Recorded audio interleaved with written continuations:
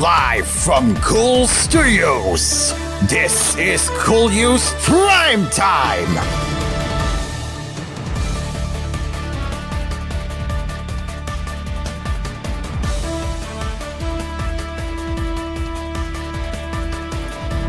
Good evening, Luzon, Visayas, and Mindanao.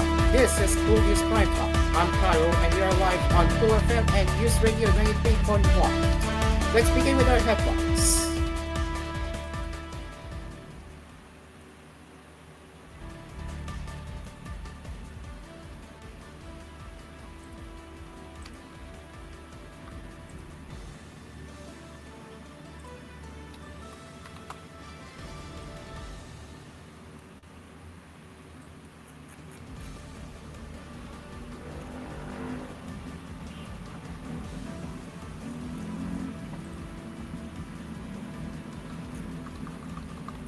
Seven cyber election-related incidents have been reported thus far, according to the Philippine National Police Anti-Cybercrime Group, or PNP-ACG. In an interview with reporters at Camp Cameron on Wednesday, PNP-ACG spokesperson Lieutenant Wallen Arancilo said 4 of the incidents stemmed from complaints from politicians. The cases were for unjust vexation and libel in relation to Republic Act No. 10175 or the Cybercrime Prevention Act, Arancilio said. There's defamatory content here that's being posted online about them, and it's causing damage to their reputations, and it's really affecting them for the upcoming election. There are also those threatening their family. There's also those threatening to damage or cause destruction to their families. She detailed that the cases were in the Ilos region, Western Visayas, Davao region, and Caraga region. According to Arancilo, the complainants were 2 mayors, one Sangguniang Panglalawigan members, and 1 barangay captain. Meanwhile, 3 other cyber election-related incidents were still being monitored by the PNP-ACG.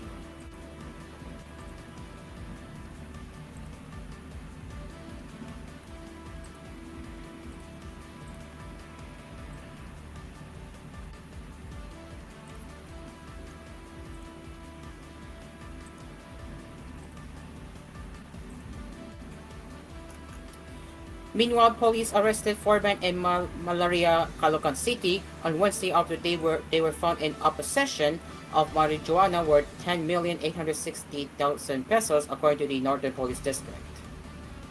According to the NPD statement, the 4 suspects were found carrying 19.5 kilograms of marijuana, some in the form of dry bricks and others in vacuum-sealed packs. Authorities then confiscated a 500 peso bill, bottled money, 3 black boxes, 2 big plastic containers, and a weighing scale from the suspects. The suspects were identified as a 49-year-old unemployed man, a 26-year-old male construction worker, a 25-year-old female encoder, and a 23-year-old male painter. They will be charged with a violation of the Comprehensive Dangerous Drugs Act of 2002.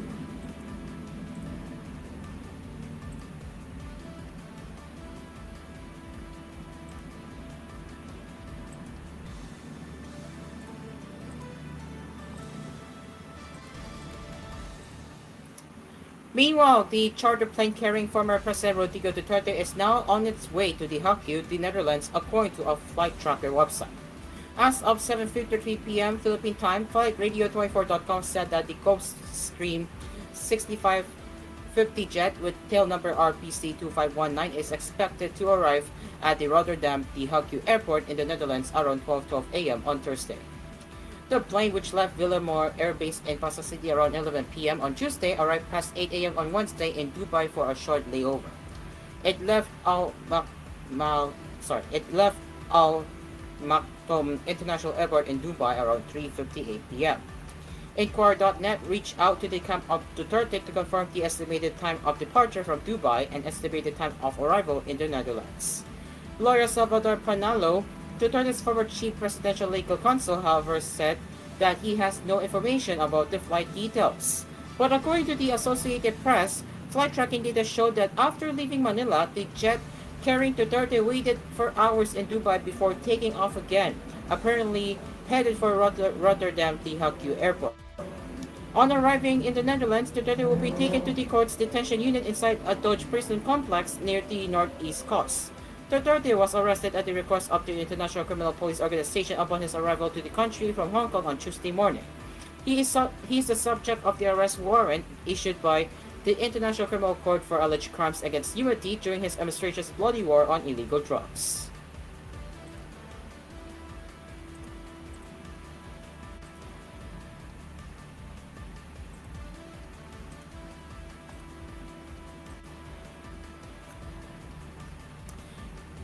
Also, meanwhile, a Pasig City Court on Wednesday denied alleged sex offender Apollo Kipoloy's request to be placed under house arrest due to lack of merit. The Pasig Regional Trial Court Branch 159 made the decision after Kipoloy filed a motion to be placed under house arrest, citing humanitarian considerations as well as his medical situation.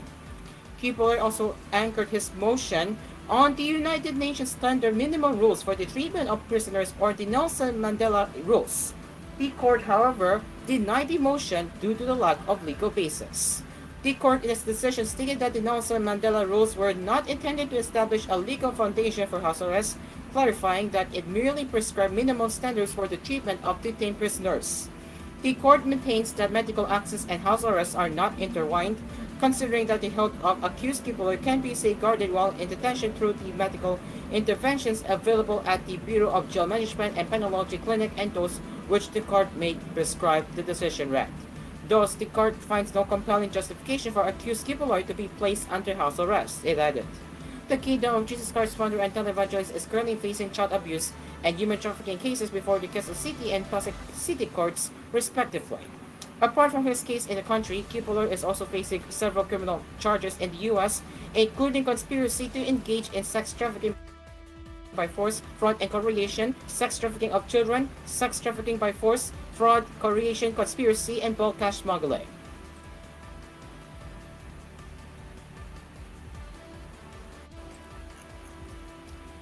Meanwhile, former top cop turned Senator Bato de la Rosa broke his silence on Wednesday, saying he is ready to join Rodrigo Duterte in the HQ and take care of the former president. De La Rosa said, "If all legal remedies are exhausted and still justice is to no avail, then I don't want my family to suffer from cops looking for a heartbeat. I am ready to join the old man, hoping that they will allow me to take care of him." De La Rosa made the statement on Facebook a day after Duterte was arrested at the request of the International Criminal Court investigating the former president for alleged crimes against humanity in connection with his past administration's brutal anti-drug campaign. The re-electionist senator spoke for the first time on the arrest of Duterte. Duterte, accompanied by former Executive Secretary Salvador Medialia, left for the HQ on Tuesday night. Being Duterte's former top cop, De La Rosa was also the chief enforcer of the former president's bureau campaign against legal drugs, which landed him on the roster of Duterte's administration officials who were accused of crimes against humanity by drug war victims' families before the ICC. However, the warrant served by police on Tuesday was only for Duterte.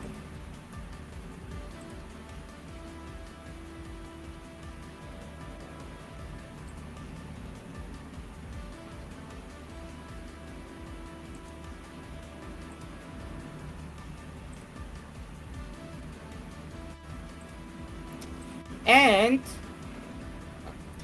Alcobico Party's Representative Elizalde has disputed claims that he owns the Gulfstream jet which was used to transport arrested former President Rodrigo Duterte to the Netherlands to face charges before the International Criminal Court. Co said this in response to rumors that he owned the jet plane with tail number RPC 5219. Co said in a statement shared by his office, "Please be advised that the jet plane with tail number RPC 5219, which carried former President Rodrigo Duterte to the Netherlands, is not owned by Alcopico Partylist Representative Zaldico. Social media posts claiming otherwise are false. We urge the public and media to be aware of this claim, to verify with proper authorities, and be responsible in sharing information to avoid the spread of false or unverified claims," he added.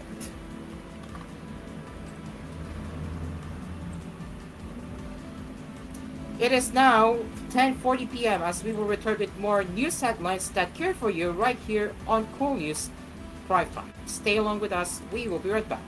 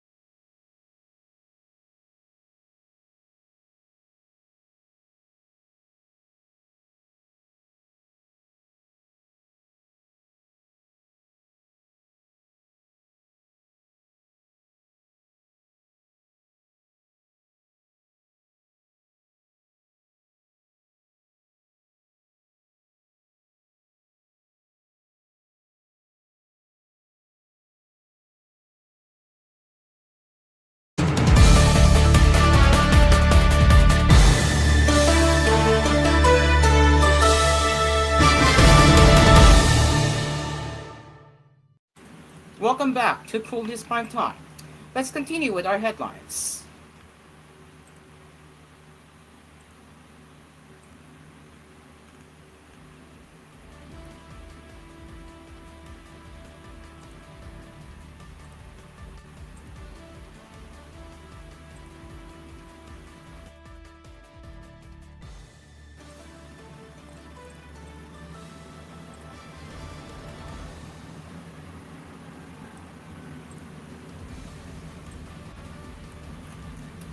Senator Ronald Bato de la Rosa said he felt betrayed of when President Ferdinand Bongbong R. Marcos Jr. supposedly broke his promise that his administration would never cooperate with the International Criminal Court.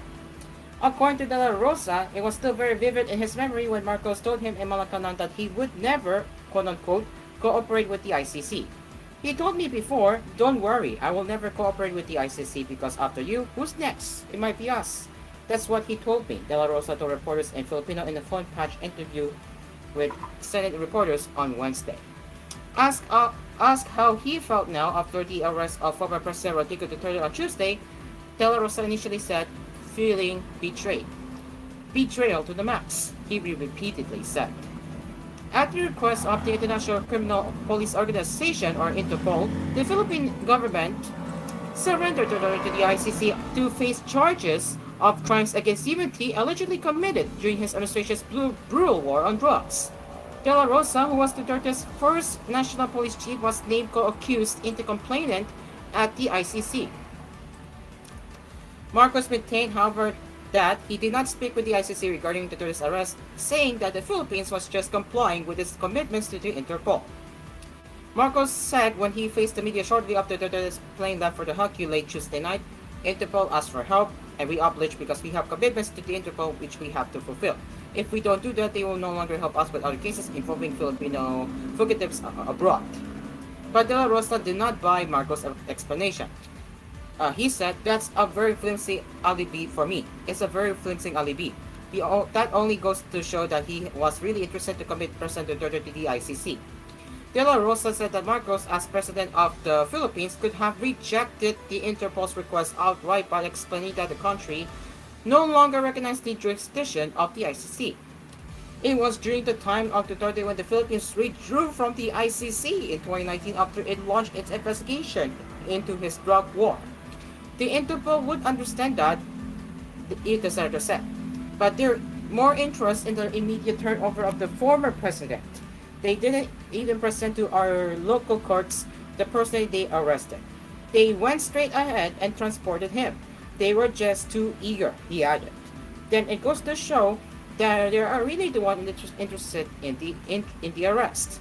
They shouldn't use the Interpol as an excuse. That's very shallow, de la Rosa added.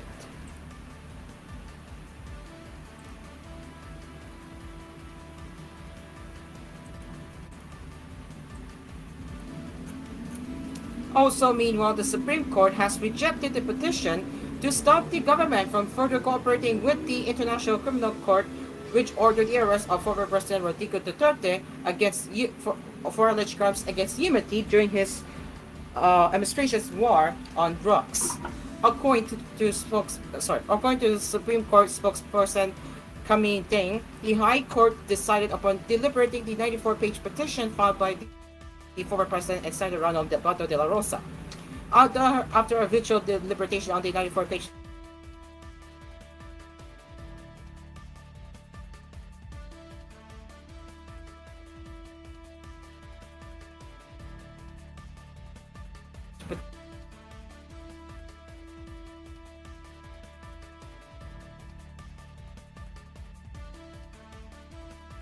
Okay, not here. The TOC team, do not open OBS in the meantime. Thank you very much. TOC team, TOC team, TOC team, TOC team, TOC team.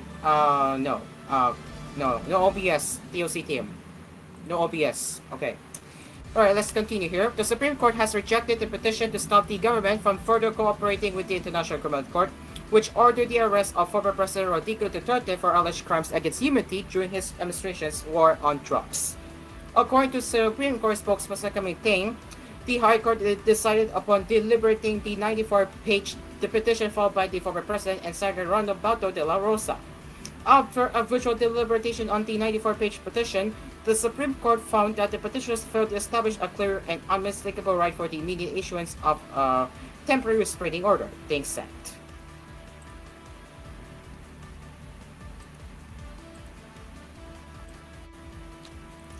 Also, meanwhile, the Office of the President issued a travel authority to Vice President Sara Duterte for her travel to the Netherlands, the Presidential Communications Office said on Wednesday. It was issued at 8 p.m. on Tuesday, or hours before the Vice President's father, former President Rodrigo Duterte, was flown to The Hague to face charges of crimes against humanity before the International Criminal Court arising from his bloody drug war. The Office of the Office of the Vice President The Office of the President issued a travel authority to Vice President Sara as of last night 8 p.m. A PCO statement read. PCO was not immediately updated as the information was initially disclosed only to limited people due to the unusual urgency and the confidentiality of the document, it added. The Vice President is currently on her way to The Hague to accompany the former president as he faced the ICC. She left Manila at 7:40 a.m. on Wednesday. Meanwhile, the former president's charter flight left at 11.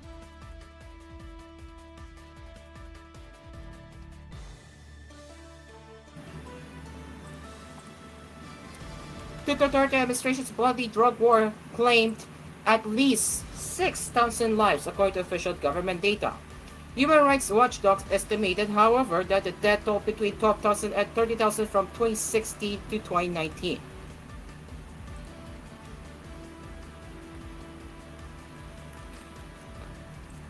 This is koolNews Primetime. It is now 10:56 p.m. As we head over now to the international headlines, Pope Francis had a quiet night, the Vatican said Wednesday, amid hopes the 88-year-old might be able to return home soon.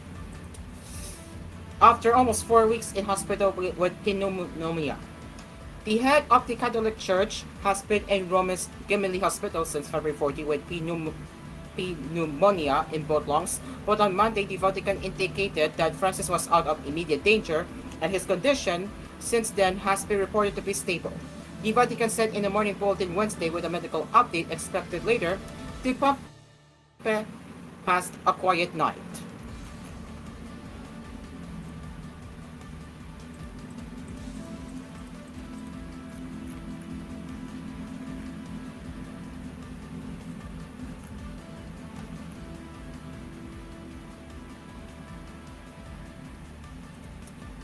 And finally, into the showbiz, Vice Ganda vehemently said there is no truth to the claims he released a statement praising former President Rodrigo Duterte's leadership, which circulated on social media amid the latter's arrest. To recall, Duterte was arrested on Tuesday, March 11, after the International Criminal Court issued an arrest warrant for him for crimes against humanity. A quote card attributed to Vice Ganda made rounds on the internet, claiming that its Showtime host supposedly stressed that many drug addicts and criminals surrender to the police in fear of Duterte. The fake statement further claimed that the public would have died during the pandemic if it weren't for Duterte's leadership. The actor TV host said as he shared the fake photo card via his X page, "I never stated this. Please report." Fake news. Huwag paniwalaan ang kumakalat na pahayag na ito, he said in a separate post. Walang po akong inilabas o sinabi na ganitong statement. Vice Ganda then posted a reminder to the public, maging mapanuri at huwag basta maniwala sa impormasyon walang maninaw o apisaw na pinagmulan.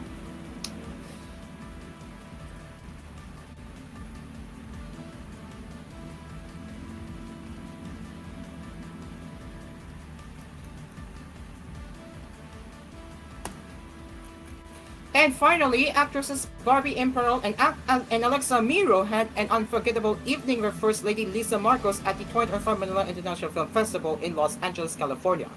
Imperial expressed her gratitude to the First Lady for extending an invitation to her for the prestigious film festival. The actress captioned her post an unforgettable evening of gratitude and celebration. honoring the incredible directors, actors, and talents behind the Filipino film industry. Thank you, Madam First Lady, for inviting me. Truly an unforgettable night. Emperor was in attendance to support her best friend Miro, who is one of the lead stars of the Metro Manila Film Festival 2024 stage Strange Frequencies, Taiwan Killer Hospital, which has okay, apologies for the disconnection of Roblox. We'll be back there shortly. Well, I'll continue here.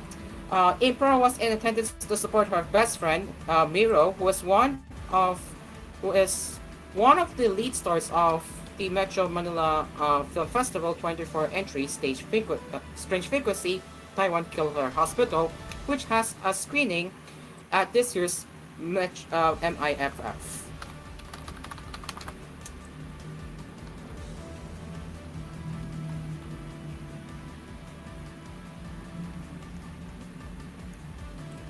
Miro, on the other hand, was previously romantically linked with the First Lady's son, Ilo's Norte Representative Sandro Marcos, which she eventually denied. She said at the time, no, no, no, no. No, he's not courting me. Like what I said in all of my past interviews, he's one of my closest friends. Ladies and gentlemen, it is now 11 p.m. and that is it for koolNews Primetime. We will return with more news headlines with koolNews.